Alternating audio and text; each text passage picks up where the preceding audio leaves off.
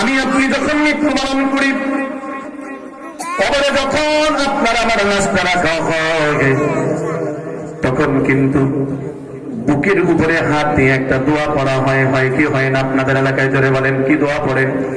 বিসমিল্লাহি ওয়া আলা মিল্লাতি রাসূলিল্লাহ পড়েন কি পড়েন না? এরে আমার মুসলমান, নিজের বিবেককে একটু প্রশ্ন করবেন। আমি তো মাঝে মাঝে বলি, ভাই আমি এই লোকটার সামনে এই দোয়াটা পড়বো না, আরেকজন দিয়া পড়ান, কারণ আমি মিথ্যা সার্টিফিকেট তারে মরার সময় দিব না। আমি 10 বছর দেখেছি এই লোকটা যত কাজগুলো করেছে, ইসলামের বিরোধী কাজ করেছে, ওলামায়ে কেরামের বিরুদ্ধে কথা বলেছে, কোরআনের হুকুমের বিরুদ্ধে কথা বলেছে, ওলামায়ে কেরামদেরকে যা মন চায় তা গালি দিয়েছে। এখন এই লোকটা মারা গেল, এবার তার বুকের উপরে হাত রেখে আমি বলবো বিসমিল্লাহি ওয়া আলা মিল্লাতি রাসূলিল্লাহ। কি বললাম? বিসমিল্লাহ। আমি তাকে রাখলাম, আমি রাখা শুরু করলাম। এই লোকটাকে আমি সাক্ষী দিতেছি, আল্লাহ এই লোকটা জীবনভর বিসমিল্লাহ, আল্লাহর তোমার আদর্শ তোমার হাবিবের মিল্লাতের উপরে ছিল, আর তার উপরে আমি তাকে রেখে গেলাম। বলেন, একটা লোক নামাজ পড়ে না, আমি যদি বলি ভাই লোকটা নামাজি, এটা কি সত্য হবে না মিথ্যা হবে? আমি যদি বলি একটা লোক রোজা করে না, আমি যদি বলি সে রোজা করে, এটা কি সত্য হবে না মিথ্যা হবে? একটা লোক তার জীবনটা কাটাই দিছে সুদ খাইয়া, ঘুষ খাইয়া, বেনামাজি ভাইকা, মানুষকে ঠকাইয়া, মানুষের নামে মিথ্যা মামলা দিয়া, মানুষকে বিভিন্ন রকমের ষড়যন্ত্র করিয়া, এরপরে যদি এই লোকটাকে বলি ওয়ালা মিল্লাতি রাসূলিল্লাহ, তারে এর চাইতে বড় কোন মিথ্যা সাক্ষী হইতে পারে? কথা কন না, পারে?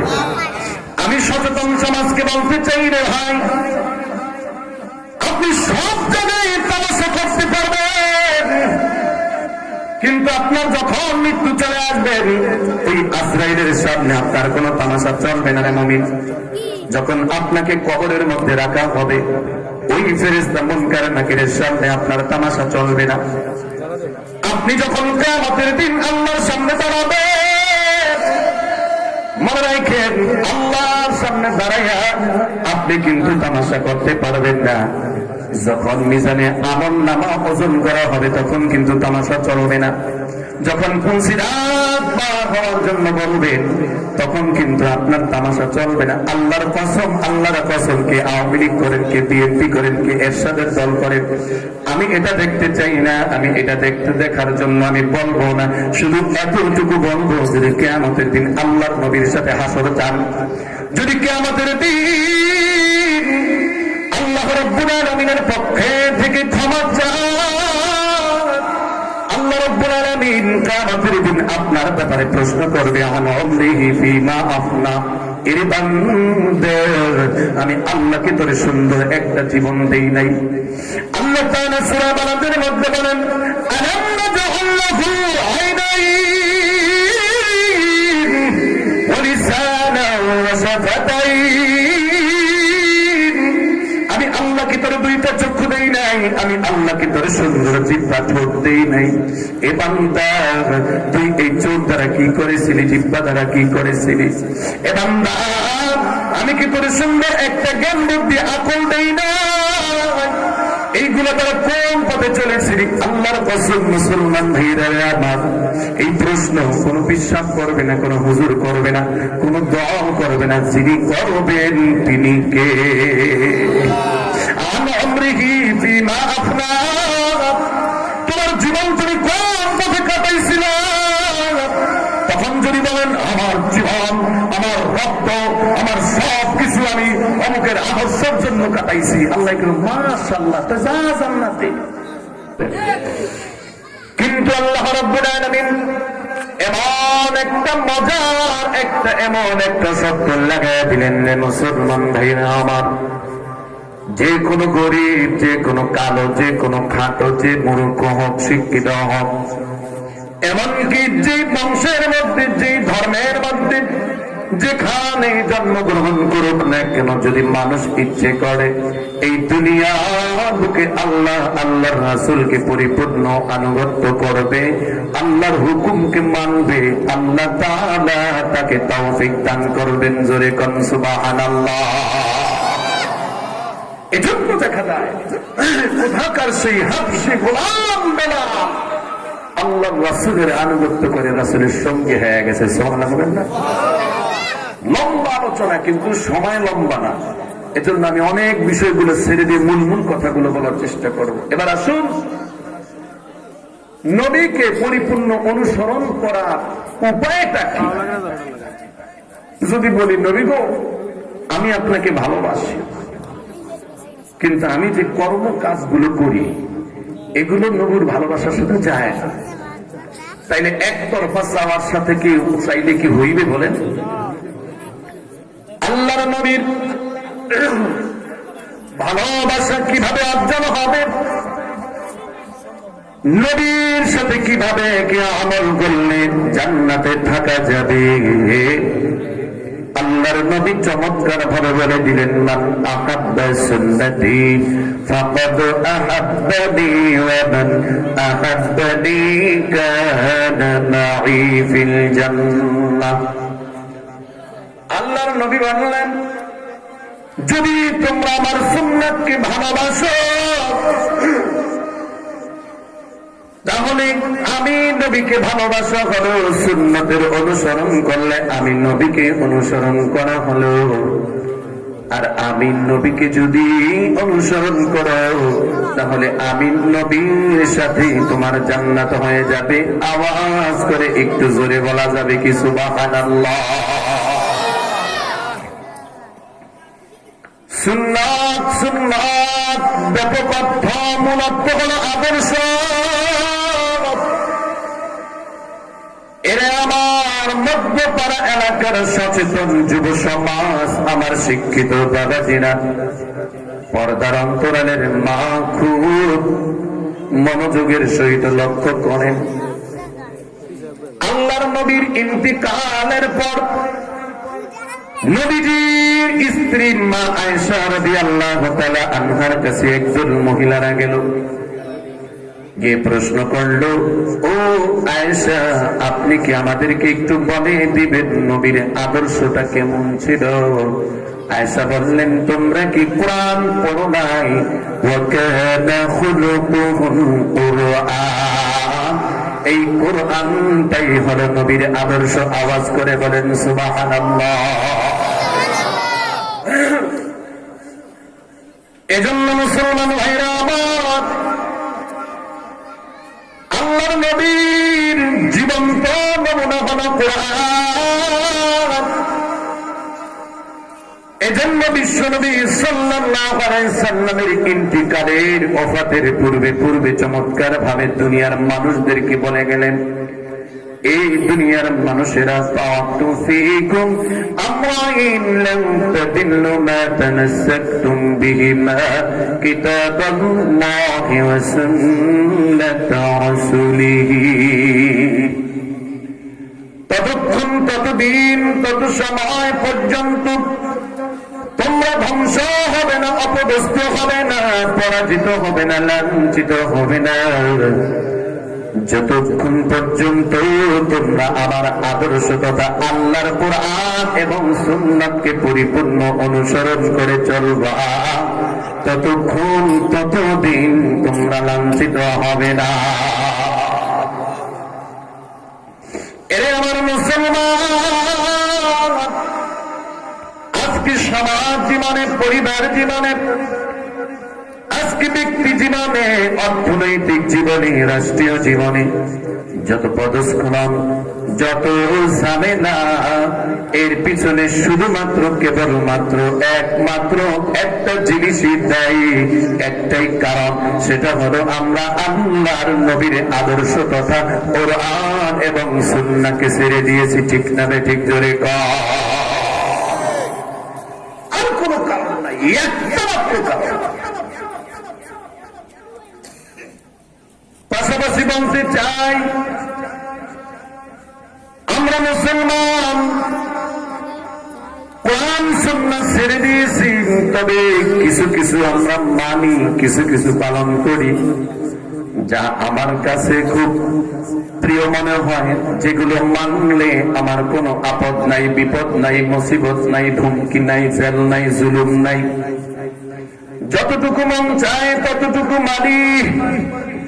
আল্লাহ রাব্বুল আলামিন বলে দিলেন, আফাতুমিনুনা বিবা'দিল কিতাবি ওয়া তাকফুরুনা বিবা'দ ফামা জাযাউ মান ইয়াফআল যালিকা মিনকুম ইল্লা খিzyun ফিল হায়াতিদ দুনিয়া ওয়া ইয়াওমাল কিয়ামাহ يردون إلى أشد العذاب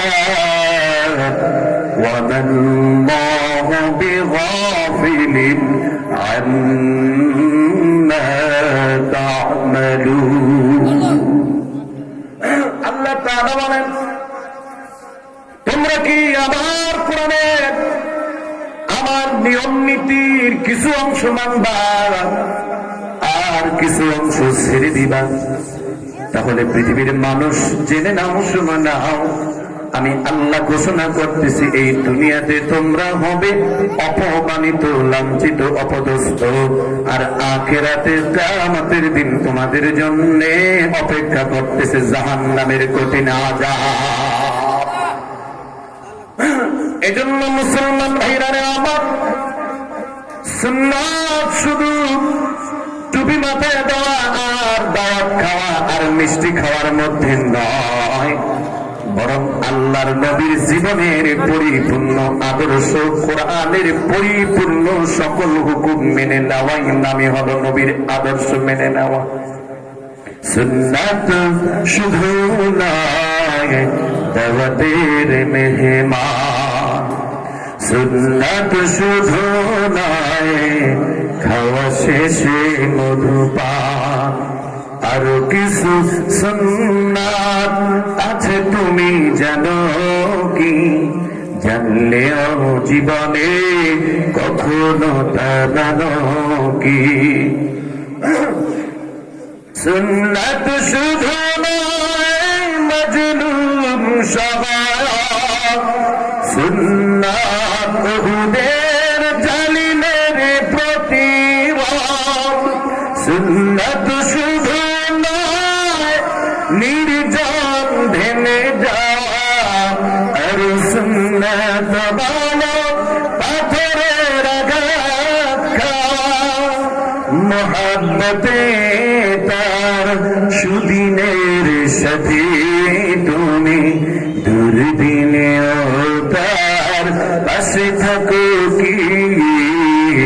আরো কিছু সুন্নাত আছে তুমি জানো কি? জানলেও জীবনে কখনো তা মানো কি? সুন্নাত শুধু নয় নমনীয় আলাপন, সুন্নাত জানে হুঙ্কার গর্জন, সুন্নাত শুধু নয় নিষ্ঠুরতে যাওয়া, আর সুন্নাত মানে রাষ্ট্রনায়ক হওয়া। ঠিক না ঠিক যেরকম মহব্বতে তার খালিদ মোরালি আবু বকরের মতো পাশে থাকো কি? আরো কিছু সুন্নাত আছে তুমি জানো কি? জানলেও জীবনে কখনো তা মানো কি? নামাজ পড়ে, রোজাও পড়ে, দান সদকাও করে, যখন বলা হয় এই দেশটা সংসদটা কোরআন অনুযায়ী চলবে, তখন কিছু মুসলমান মার্কা মুনাফিকদেরকে আর পাওয়া যায় না। ঠিক না ঠিক জোরে তাহাজ্জুদ পড়ে, আবার চিল্লাও যায়, আবার পীরের দরবারেও যায়, যদি বলে বিচারটা চলতে হবে কোরআন দিয়ে, তখন বলে হুজুর রাজনীতি করে, কারণ এই লোকটা হলো টাটকা একটা মুনাফিক। কথা বলেন ঠিক না? ঠিক আছে না? না এরকম বলেন, আওয়াজ দেন, আছে না? না, সে নামে মুসলমান, নামে কি ধরে বলেন মুসলমান, কিন্তু মুসলমান শুধু একটু নামাজ পড়লাম, রোজা করলাম, হয়ে গেল মুসলমান। জানেনি মুসলমান ভাইরা আমার, মুসলমান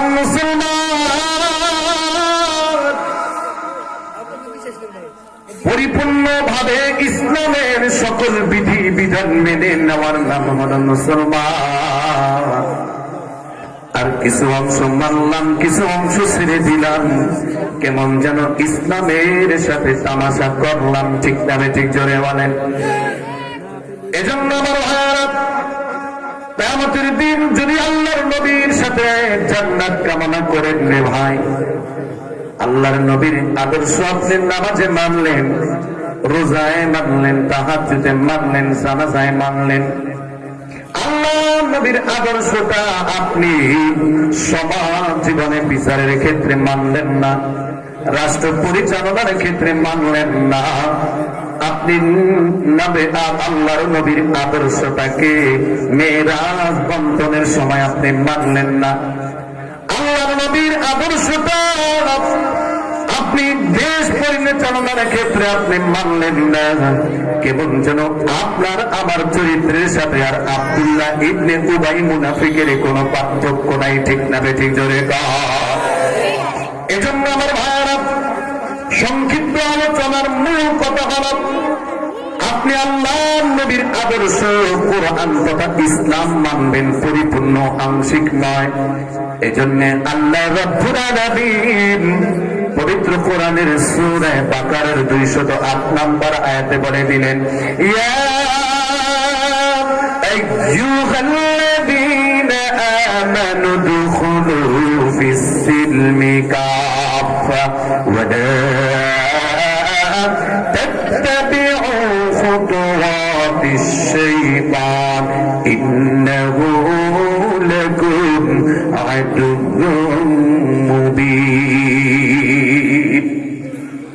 আল্লাহ রাব্বুল আলামিন বলেন, হে ঈমানদারগণ, তোমরা পরিপূর্ণভাবে ইসলামের মধ্যে প্রবেশ করো।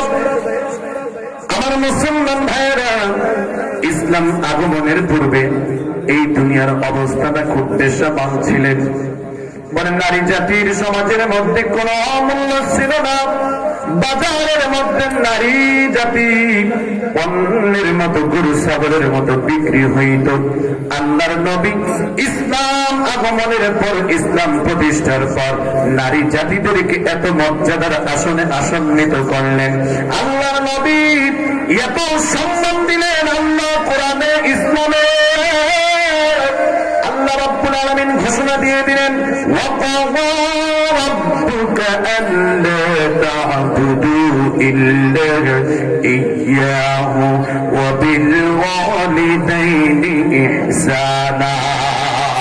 আল্লাহর ইবাদতের পর তোমাদের জন্য অবশ্য ফরজ মা বাবার সাথে সদয় ব্যবহার করা। মুসলমান ভাইরা রে আমার, ইসলাম আগমনের পর, ইসলাম আগমনের পূর্বে কন্যা সন্তান জন্মগ্রহণ করলেন, তাকে জীবন্ত হত্যা করা হতো। আল্লাহর নবী ইসলাম প্রতিষ্ঠা করার পর, আল্লাহর নবীর আদর্শ প্রতিষ্ঠিত হওয়ার পর, আল্লাহর নবী কন্যা সন্তানদেরকে এত মর্যাদা দিয়ে দিলেন। আল্লাহর পয়গম্বর ঘোষণা দিয়ে দিলেন, মান কানাত লাহু সালাসু বানাতিন আও সালাসু আখওয়াতিন আও ইবনাতানি আও উখতানি ফাআহসানা সুহবাতাহুন্না ওয়াত্তাকুল্লাহা ফীহিন্না ফালাহুল জান্নাহ। যুরিকুন আল্লাহু আকবার। আল্লাহর নবী বললেন, তোমাদের কোন পুরুষ তার অংশ থেকে, অর্থাৎ তার যদি 3 একটা কন্যা হয় অথবা দুইটা কন্যা হয়, এই কন্যাদেরকে যদি সে উপযুক্ত মানুষের মতো করে তোলার জন্য মেহনত করে, তাদেরকে শিক্ষিত করে, তাদেরকে কোরআন সুন্নাহ অনুযায়ী পর্দা প্রসিদ্ধ শিক্ষা দেয়, অতঃপর একজন উপযুক্ত পাত্রের হাতে যখন তুলে দিবে, আল্লাহর নবী বলেন কিয়ামতের দিন এই পিতা কিছু অপরাধের কারণে যদি জাহান্নামী হয়ে যায়, এই সন্তানগুলো, এই কন্যাগুলো ওই পিতার জন্য জান্নাতে যাওয়ার কারণ হবে। সুবহানাল্লাহ। আমার মুসলমান ভাইরা, ইসলাম তথা নবীর আদর্শ প্রতিষ্ঠিত হওয়ার পূর্বে সমাজের মধ্যে গরিবের কোন সম্মান ছিল না। গরিব মানুষকে বাজার থেকে ক্রয় করে ইচ্ছা মতন মারত, তাদেরকে যত তত্র কাজ করাইত, মজুরি দিত না, না খাওয়ায় রাখতো, হত্যা করে ফেলত। আল্লাহ নবী ইসলাম আগমনের পর আল্লাহর নবী চমৎকার ঘোষণা দিয়ে দিলেন, শোনেরে বড় লোকের দলেরা, তোমার বাড়িতে যে বিদ্যা রয়েছে, তোমরা যা খাইবা, যা পড়বা, তোমরা তাকেও তা খাইতে দিবা, তা পড়তে দিবা। ইসলামের যত অর্থনীতির পন্থা সব আল্লাহ রাব্বুল আলামিন গরিবদের উপকারের জন্য দিয়ে দিলেন। যাকাত কাদের জন্য? গরিবের জন্য। ফিতরা কাদের জন্য? গরিবের জন্য। ওসর কাদের জন্য? গরিবের জন্য। আমার মুসলমান ভাইরা, সাদকা কাদের জন্য? গরিবের জন্য। আল্লাহর নবী চমৎকার ঘোষণা দিয়ে দিলেন, শোনরে, আমি আর আমার বন্ধু হলো গরিবেরা, আমি নবী আর গরিবেরা একই জান্নাতে থাকবো। সুবহানাল্লাহ। আফসোস লাগে রে মুসলমান,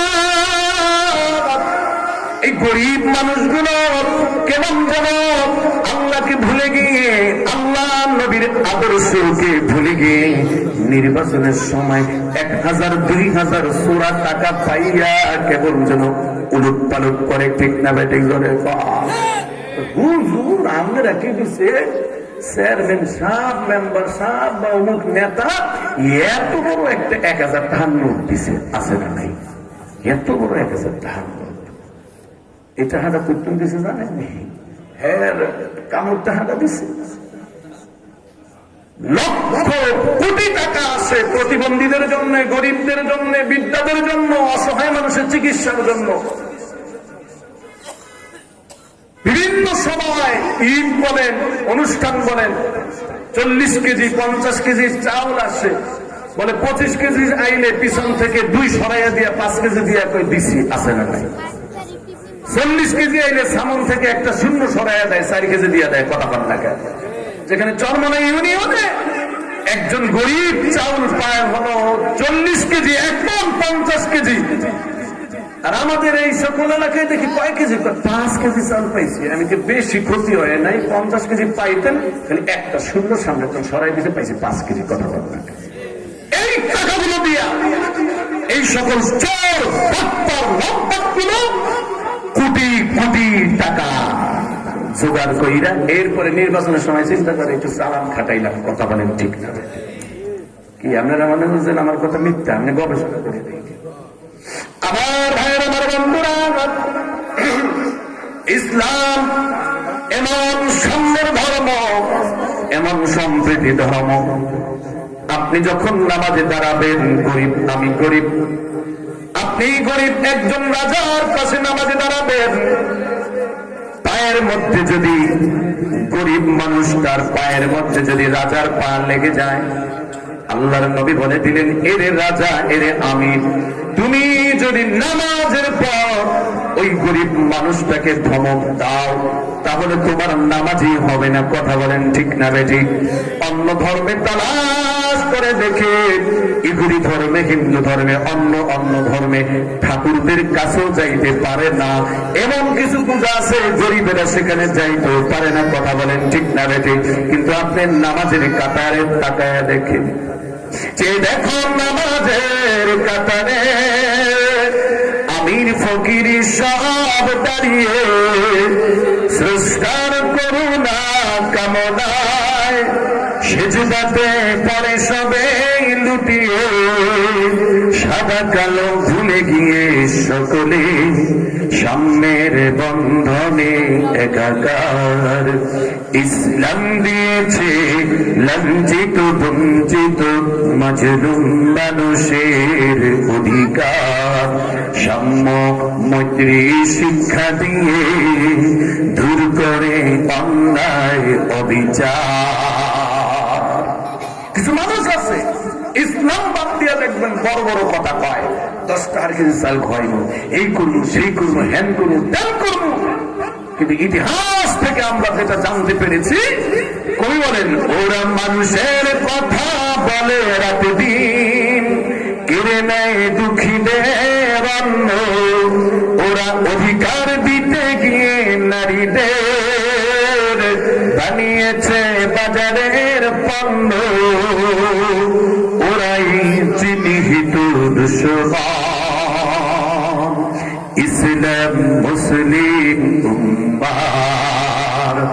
মানুষের মন গড়া তন্ত্রে দিনে দিনে বাড়ে প্রতিদ্বন্দ্বী, শাসকের শোষণের যন্ত্রে মাজলুম থাকে সদা বন্দী।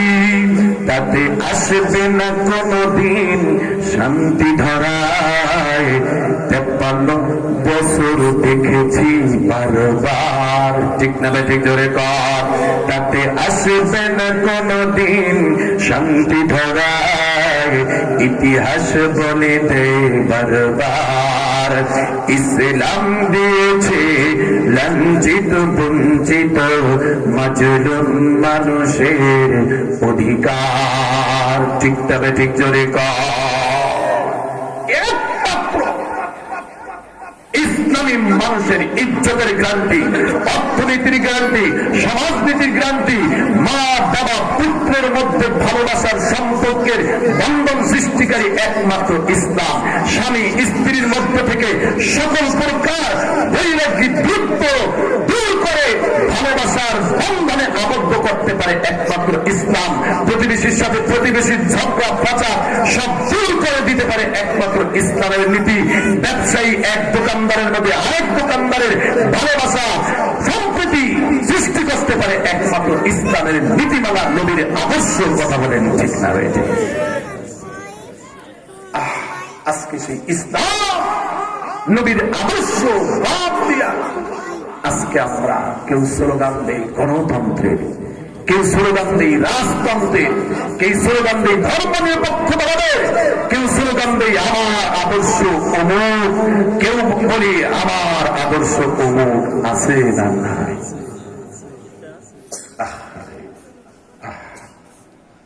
এর মুসলমান ভাইরা আমার,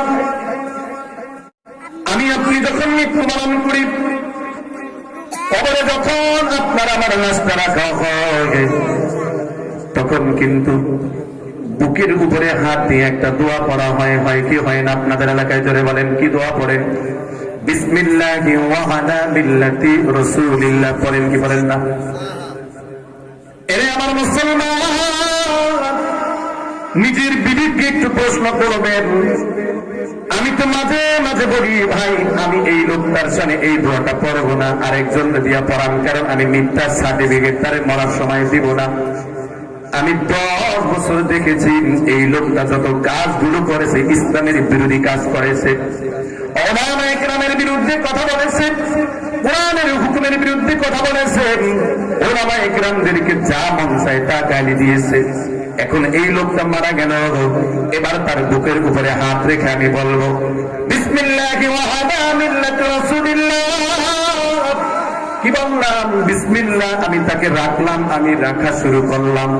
এই লোকটাকে আমি সাক্ষী দিতেছি আল্লাহ, এই লোকটা জীবনভর বিসমিল্লাহ আল্লাহ তোমার আদর্শ তোমার হাবিবের মিল্লাতের উপরে ছিল, আর তার উপরেই আমি তাকে রেখে গেলাম। একটা লোক নামাজ পড়ে না, আমি যদি বলি ভাই লোকটা নামাজি, এটা কি সত্য হবে না মিথ্যা হবে? আমি যদি বলি একটা লোক রোজা করে না, আমি যদি বলি সে রোজা করে, এটা কি সত্য হবে না মিথ্যা হবে? একটা লোক তার জীবনটা কাটাই দিছে সুদ খাইয়া, ঘুষ খাইয়া, বেনামাজি থাইকা, মানুষকে ঠকাইয়া, মানুষের নামে মিথ্যা মামলা দিয়া, মানুষকে বিভিন্ন রকমের ষড়যন্ত্র করিয়া, এরপরে যদি এই লোকটাকে বলি ওয়ালা মিল্লাত রাসূলিল্লাহ, তারে এর চাইতে বড় কোন মিথ্যা সাক্ষী হইতে পারে? কথা কন না, পারে? আমি সচেতন সমাজকে বলতে চাই রে ভাই, আপনি সব জায়গায় তামাশা করতে পারবেন, কিন্তু আপনার যখন মৃত্যু চলে আসবেন, ওই আজরাইলের সামনে আপনার কোনো তামাশা চলবে না রে মুমিন। যখন আপনাকে কবরের মধ্যে রাখা হবে, ওই ফেরেশতা মুনকার নাকিরের সামনে আপনার তামাশা চলবে না। আপনি যখন কিয়ামতের দিন আল্লাহর সামনে দাঁড়াবেন, মনে রাখেন আল্লাহর সামনে দাঁড়াইয়া আপনি কিন্তু তামাশা করতে পারবেন না। যখন মিজানে আমলনামা ওজন করা হবে, তখন কিন্তু তামাশা চলবে না। যখন ফুলসিরাত পার হওয়ার জন্য বলবেন, তখন কিন্তু আপনার তামাশা চলবে না। আল্লাহর কসম, আল্লাহর কসম, কে আওয়ামী লীগ করেন, কে বিএনপি করেন, কে এরশাদের দল করেন, আমি এটা দেখতে চাই না, আমি এটা দেখার জন্য আমি বলবো না। শুধু এতটুকু বলবো, যদি কিয়ামতের দিন আল্লাহর নবীর সাথে হাসর চান, যদি কিয়ামতের দিন আল্লাহ রাব্বুল আলামিনের পক্ষে থেকে ক্ষমা চান, আল্লাহ রাব্বুল আলামিন কিয়ামতের দিন আপনার ব্যাপারে প্রশ্ন করবে, আন উমরিহি ফীমা আফনা, এর বান্দা আমি আল্লাহকে তোর সুন্দর একটা জীবন দেই নাই। আল্লাহ তাআলা সূরা বালাদের মধ্যে বলেন, আলাম নাজআল লাহু আইনাইন ওয়া লিসানান ওয়া শাফাতাইন, আমি আল্লাহকে তোর দুইটা চক্ষু দেই নাই, আমি আল্লাহকে তোর সুন্দর জিহ্বা ঠোঁট দেই নাই। এ বান্দা, তুই এই চোখ দ্বারা কি করেছিলি, জিহ্বা দ্বারা কি করেছিলি? এ বান্দা, আমি কি তোর সুন্দর একটা জ্ঞান বুদ্ধি আকল দেই না?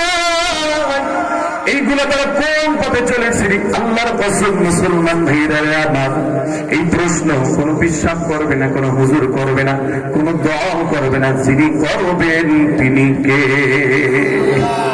আন উমরিহি ফীমা আফনা, তোমার জীবন তুমি কোন পথে কাটাইছিলা? তখন যদি বলেন আমার জীবন, আমার রক্ত, আমার সব কিছু আমি অমুকের আদর্শের জন্য কাটাইছি, আল্লাহ মাশাআল্লাহ, তো যা জান্নাতে, নাকি করে? একথা বলেন, বুঝে না কথা। মান তাসাব্বাহা বিকওমিন ফাহুয়া মিনহুম, তুমি এই জীবনটাকে যেই সঙ্গীদের সাথে চলছো রে মুমিন, তুমি তাদের সাথে দাঁড়া যাইবা। আর যদি এই দুনিয়া থেকে তোমাকে ভালো বলুক, কে তোমাকে মন্দ বলুক, ওই যে ব্যাংকটা যখন ইব্রাহিম আলাইহিস সালাতু ওয়াস সালাম আগুনের মধ্যে ফালাইছে, ব্যাং বলতেছে, আরে পয়গম্বর ইব্রাহিমকে আগুনের মধ্যে ফেলাইল, এখন কি করব? ব্যাঙের প্রস্রাব তো পানির মতন, ব্যাংকটা কুয়া থেকে পানি পান করে আর একটা লাফ দেয়, লাফ দেওয়ার পর ব্যাঙ লাফ দিলে পিছনের দিকে প্রস্রাবটা বের হয়।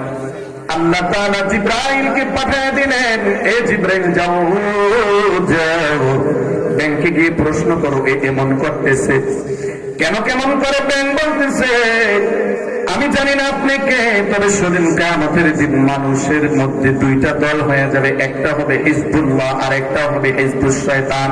আমি তো জানি ইব্রাহিম আলাইহিস সালাম হিজবুল্লাহ আল্লাহর দলে, আর নমরুদ হইল হিজবুশ শয়তান, শয়তানের দলে।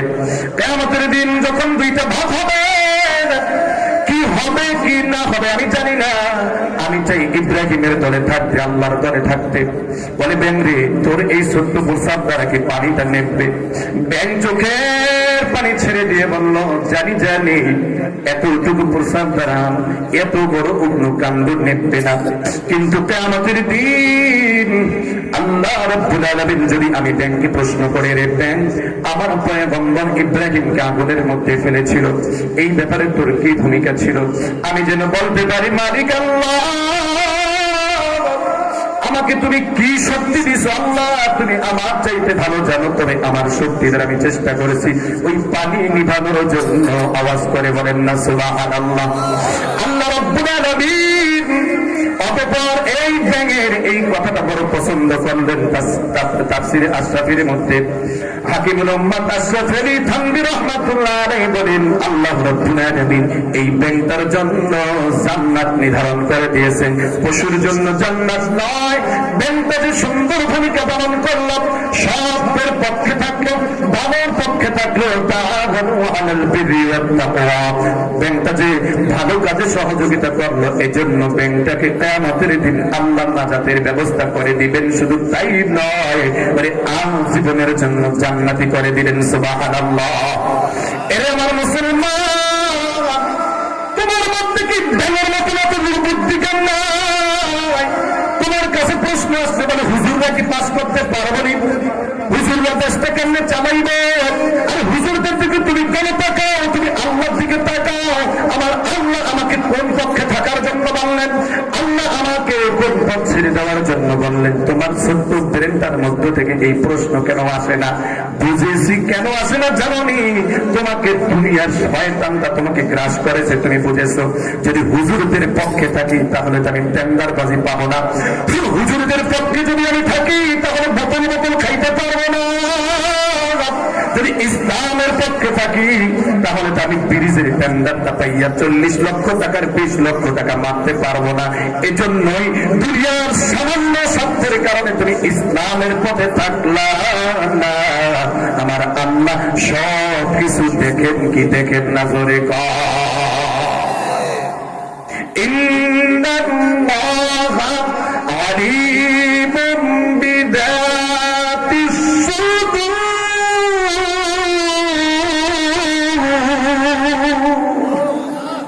আল্লাহ কয়, আরে বাবা তুই যেন কেমনে ওই সকল মানুষের পিছনে ঘোরস, কেমনে গেছেন ফুলের মালাটা গিয়ে এদের নেতাদের কবরের কাছে দেশ, কেমনে গেছেন রাত 10টা 11টা 12টা পর্যন্ত জায়গা থাকো, সেদিক সেদিক দৌড়াস। তুই মনে হচ্ছে আমি জানি না, আল্লাহ জানে কি জানে না? আওয়াজটা কথা কন না কে? আল্লাহ জানে না? মানুষ চিন্তা করে হুজুররা যদি ইসলাম অনুযায়ী যদি দেশটা চলে, যে পিয়ন লোকটা 50 টাকা ঘুষ খায়, ও চিন্তা করে এইটা আমি খাই পারব না, এই জন্য 50 টাকার জন্য ইসলামের বিরোধিতা করে, নামে কিন্তু মুসলমান। কথা বল না কেন? আমার আলোচনা কি বুঝলেন আপনারা? যেই লোকটা 200 টাকা ঘুষ খায়, ও চিন্তা করে যে হুজুররা যদি ইসলাম অনুযায়ী দেশ চালায়, কোরআন অনুযায়ী দেশ চালায়, তাহলে আমি 200 টাকা খাইতে পারবো না, এই জন্য ওই 200 টাকার জন্য ও ইসলামের বিরোধিতা করে। যেই লোকটা 5000 টাকা ঘুষ খায়, ও চিন্তা করে আমি যদি ইসলামের পক্ষে থাকি, ইসলাম অনুযায়ী যদি দেশটা চলে, তাহলে আমি 5000 টাকা খাইতে পারবো না, এই জন্য ওই 5000 টাকার জন্য ও ইসলামের বিপক্ষে অবস্থান করে। কথা বল না কেন? আপনি মনে বলছেন আমরা বগা, বুঝি না কিছু, বুঝি না? আজকে মানুষগুলো সব পরিত্যাগ করে একটা মানুষের সামনে যখন ফাঁসির কাজটা আসলো, সে ফাঁসিটা গ্রহণ করলো, তারপরে মাথা মাথা করলো না। আর তুমি 500, 1000, 10,000, 20,000, 50,000 টাকার জন্য কোন দিকে দৌড় দিলা? কার সাথে মতামত দিলা? কি করলা? কেউ না জানলো, একজন জানে, তিনি কে? আল্লাহ তাআলা বলেন, হে নবী, ওয়াযাক্কির ফাইন্নাদ যিকরা তানফাউল মুমিনিন। আপনি দুনিয়ার মানুষদেরকে বোঝান, যাদের কপাল ভালো, মুমিনদের কি চলে আসবে, ভূত চলে আসবে। ফাযাক্কির ইন্নামা আনতা মুযাক্কির। আপনাকে তো উপদেশকারী হিসেবে দুনিয়াতে পাঠাইছি, তারা পাঠাই না। সুতরাং যারা উপদেশ গ্রহণ করবে ভালো, আর উপদেশ যদি গ্রহণ না করে, আমি তাদেরকে 4টা জায়গায় সাইজ করব। 1 নম্বর সাইজ করব হলো আজরাইল দিয়া। আজরাইল যখন চলে আসবে, তোমার দল তোমাকে বাঁচাতে পারবে না, চিকিৎসা তোমাকে বাঁচাতে পারবে না, হাসপাতালে কিভাবে টাকা তোমাকে বাঁচাতে পারবে না। মুমিন বিশ্বাস হয়, কথা কথা হয়, একদম দিল থেকে বিশ্বাস হয়। সুতরাং আজরাইল পাঠায় ওর এমন চেষ্টা করবো, ওর এমন মাদ্দা আজরাইল দিবে, গুরজু দিয়ে একটা বাড়ি দিলে পাহাড়টা গলিয়া যাবে, এমন গুরজু দিয়ে বাইরে বাইরে ওর শরীর থেকে রুহুটা বের করবো।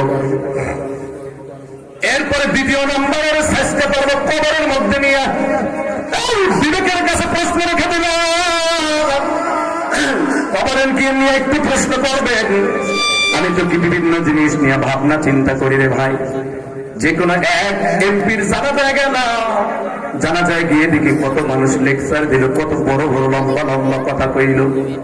ঠিক ওই লোকটাকে কবর দিল, সবাই চলে আসলো। মাগরিবের সময় কিছু মানুষ তার কবরস্থানে, কিন্তু 11টার সময় ওই পথ দিয়ে আমি যাইতেছিলাম, আর কবরের স্থানের কাছে দাঁড়ায় রাখলাম। হায় রে এমপি সাহেব, কত মানুষ তোমার নামে স্লোগান দিল, কিন্তু আজকে এই 11টার সময় তোমার কবরের পাশে একটা মানুষও নাই। এবার তোমার হিসাব আমার আল্লাহ নেবে, পৃথিবীর কেউ তোমাকে বাঁচাইতে পারবে না।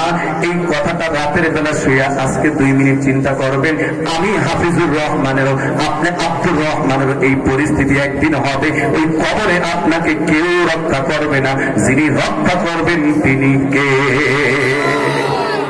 সুতরাং এই দুনিয়াতে যদি চলতে হয় তার বিধান অনুযায়ী চলবো। কথা বলেন ঠিক না বেঠি? কোনো বেজাল আছে কথায়? কোনো বেজাল আছে? এরপরে আল্লাহ রাব্বুল আলামিন ওই কবর সম্পর্কে কত ভয়াবহ কথা নবী শুনায় দিলেন। যে মানুষগুলো আল্লাহকে ভুলে গিয়ে দুনিয়ায় চলেছে, আমার আল্লাহ ওই মানুষগুলোকে কবরে ভুলে যাবেন। এই কবরটা ওই মানুষের জন্য একটা জাহাজ নামের কুয়া হয়ে যাবে। নাউজুবিল্লাহ জোরে কর। এই বড় লোক বাবা, এ শিক্ষিত সচেতন, আজকে ঘরের মধ্যে আগুন ধরলে কত মানুষ আগুন নিভানোর জন্য আসে। আজকে একটা জাতিসংঘ ঘরের মধ্যে ঢুকলে কত মানুষ লাঠি নিয়ে তাড়াতে আসে। একটু বিবেকের কাছে প্রশ্ন রেখে গেলাম, বলো বলো বাবা, তোমার আমার কবরের মধ্যে যদি পাপের কারণে আগুন ধরে যায়, কে তোমার কবরের আগুন নিভাবে? কবরের মধ্যে যদি সাপ চলে আসে, কে লাঠি নিয়ে তাড়াইতে যাবে? কি একটা ডায়লগ দিলাম, মিথ্যা কথা না? কি মিথ্যা নয়? তুমি আজকে একটু ক্ষমতা পাইয়া সাদাবাজির মধ্যে লিপ্ত হয়ে গেল। তুমি কি জানো, 1 টাকা মানুষকে তুমি যদি ঠকায় খাও, 70 স্তবক মাটি তোমার উপরে দিয়ে দিবে, তুমি পিছে যাইবা। তোমার কি মরণের ভয় নাই? কবরের ভয় নাই? 3 নম্বর হাসরের ময়দানে দাঁড়া করাবেন। কেমনে দাঁড়া করাবেন জানি? সূরা তাহা আয়াত খুলে দেখো, আল্লাহ রাব্বুল আলামিন বলেন, ওয়ামান আ'রাদা আন যিকরি ফাইন্না লাহু মাঈশাতান দানকা ওয়া নাহশুরুহু ইয়াওমাল কিয়ামাতি আ'মা। আল্লাহ তাআলা বলেন, এই দুনিয়াতে যে সকল মানুষগুলো আমি আল্লাহর পথ থেকে, জিকির থেকে, কোরআন থেকে মুখটা সরাইয়া চলেছে, কোরআন কি বলেছে ওই পথে যে তাকায় নাই, কোরআন কোন পথে অর্থনীতি জীবন করতে বলেছে তাকায় নাই। স্বামীর ঘরে আসার পর তোমার হকটা কি? তুমি তো স্বামী বিদেশে এই সুযোগে অন্য পুরুষের সাথে মোবাইল ফোনে পরকীয়ায় লিপ্ত হয়েছ। ও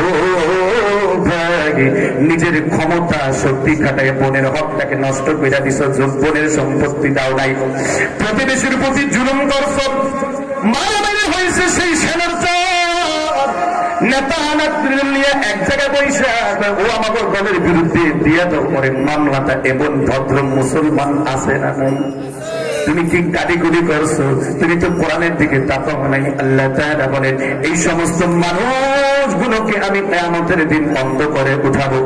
এবার এই লোকটা বলবে, আল্লাহ ক্বালা কাযালিকা আতাতকা আয়াতুনা ফানাসিতাহা ইয়াওমা যালিকা ইয়াওমা তুনসা।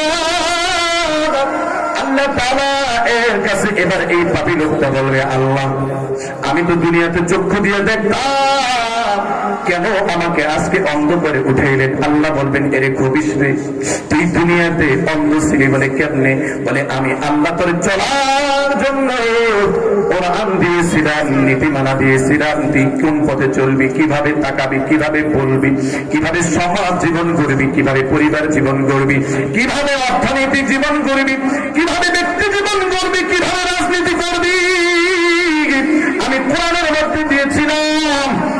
আর তোর দলের মহাসচিব কইল ইসলামের রাজনীতি নাই, তুই সেই দলের পিছনে ঘুরলি, তোর মহাসচিবের ইমান গেছে, তোর ইমান গেছে। কথা বলেন ঠিক না বেটি? সত্য না মিথ্যা? সত্য না কইলেও সত্য, কারণ একটা কথা আমার থেকে বলি না, সব কোরআন থেকে বলতেছে। ঠিক না বেটি? আল্লাহ বললেন তুই দুনিয়ার মধ্যে ইসলামের বহির্ভূত চলেছিলি, তুই ক্ষমতার বল দেখাইছিলি, তোর গায়ের মধ্যে আমি গোস্ত দিয়েছিলাম, তুই কেমন হন হন করে হাঁটছিলি, তুই একটু খেয়াল করস নাই। 3 দিন পর কবরটা একটু খনন করেন, একটা লাশের দেখবেন লাশের সাথে হাড্ডির সাথে গোস্তগুলো আলাদা হয়ে গেছে। ঠিক না বেঠিক? জোরে কর। তোর খেয়াল ছিল না? তোর এত ওলামায়ে কেরাম বুঝাইছে, এত কবরের কথা শুনাইছে, তোর ঘেরিটা খুব মোটা হয়ে গেছিল। ওলামায়ে কেরামের কথা তুই মানুষ নাই।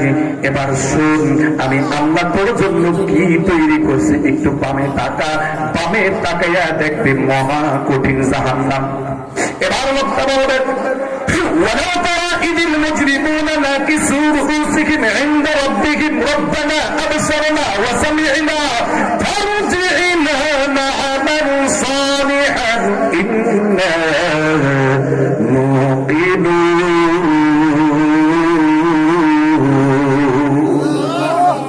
আল্লাহ নামাজ না পড়লে যে এমন শাস্তি, ইসলামের পক্ষে কাজ না করলে যে এমন শাস্তি, ব্যাপারটা চললে যে এমন শাস্তি, সুদ খাইলে যে এমন শাস্তি, বোনের হক নষ্ট করলে যে এমন শাস্তি, পরকীয়া করলে যে এমন শাস্তি, নিজের স্ত্রী ঘরে থাকার পরেও কিছু পুরুষ আছে অন্য মহিলার সাথে অন্যায় কাজ করে, এ করলে যে এমন শাস্তি আল্লাহ তো জানতাম না।